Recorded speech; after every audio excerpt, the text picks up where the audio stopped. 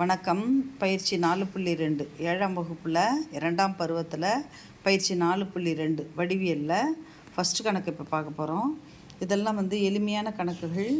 இப்போ triangle ABC இப்போ சர்வசமம். எந்த முக்கோணத்துக்கு முக்கோணம் டிஇஎஃப், முக்கோணம் ஏபிசி சர்வசமம்னு இதை படிக்கணும்.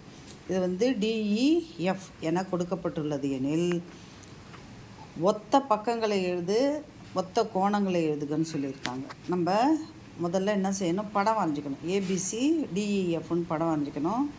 ஏபிக்கு ஈக்குவலாக டிஇ இருக்குது, அதே போல் பிசிக்கு ஈக்குவலாக இஎஃப் இருக்குது, ஏசிக்கு ஈக்குவலாக டிஎஃப் இருக்குது. அப்போது இந்த 3 பக்கங்களும் இந்த 3 பக்கங்களுக்கு சமமாக இருக்குது. அதே போல் ஒத்த கோணங்கள்னால் அந்த உச்சி கோணமும் லெஃப்ட் சைடு உள்ள கோணம் லெஃப்ட் சைடு, பி இக்கு ஈக்குவல், சி எஃப்க்கு ஈக்குவல். இது சர்வசம முக்கோணங்களுக்கு கொடுக்கப்பட்டது. ரெண்டாவது கணக்கு பாருங்கள். கொடுக்கப்பட்டது சர்வசமம், 2 முக்கோணமும் சர்வசமம் எனில் ஒத்த பக்கங்களை எழுதுக. ஒத்த பக்கங்கள்னாக்கா என்னது, இது ஒரு கோடு போட்டிருக்கு பாருங்கள், இங்கே ஒரு கோடு போட்டிருக்கா, இங்கே ஒரு கோடு போட்டிருக்கு பாருங்கள். இது ரெண்டும் ஒத்த பக்கங்கள். அதே போல் 2 கோடு போட்டது எது, இதோ ஒன்று, இங்கே ஒன்று. அப்போ இந்த 2 பக்கங்களும் சர்வசமம். இங்கே பாருங்கள் 3 கோடு போட்டிருக்கா, இங்கே இந்த முக்கோணத்தில் இங்கே 3 கோடு போட்டிருக்கு. அப்போது இவை சர்வசமம்.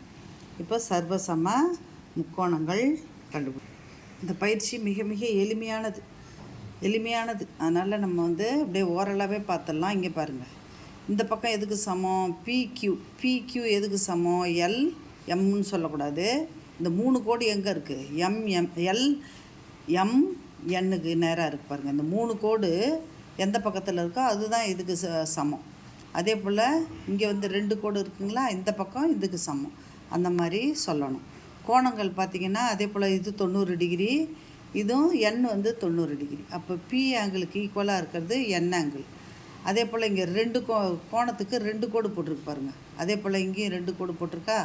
அப்போ ஆங்கிள் கியூவும் ஆங்கிள் எம்மும் சமம்.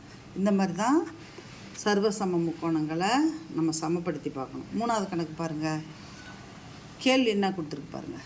சர்வசம முக்கோணங்கள் எனில் கொடுக்கப்பட்ட ஜோடி பக்கங்களும் ஜோடி கோணங்களும் ஒத்தவையா அப்படின்னு கேட்குறாங்க.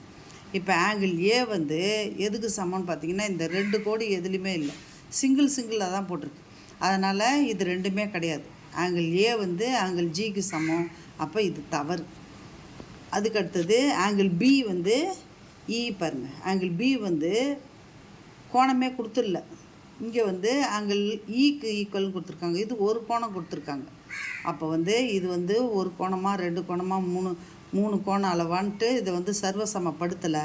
அதனால் இந்த ஆங்கிள் பியும் ஈயும் தவறு. இங்கே பாருங்கள் 3வது கோடு, ஆங்கிள் பியும் ஜியும் சர்வசமம்னு கொடுத்துருக்காங்க. ஆங்கிள் பி எங்கே இருக்குது, இதில் கோணம் கொடுக்கல. இங்கே பாருங்கள் ஆங்கிள் ஜி இதில் 1. இப்போ இங்கே 2 கோணம் கொடுத்துருக்குறாங்க. அதனால் என்னது, நம்ம ஆங்கிள் ஜி இங்கே 3 கோடு கொடுத்துருக்காங்க பாருங்கள். இங்கே 3 கோடு கொடுத்துருக்கும் பொழுது இங்கே நம்ம சர்வசமமாக இதை எடுத்துக்கிறோம். இங்கே பாருங்கள். அதே போல் ஏசி எங்கே இருக்குது, ஏசி. அப்புறம் இதில் ஜிஎஃப் ஏசியும் ஜிஎஃப்பும் சர்வசமமாக கேட்குறாங்க. அப்போ இல்லை.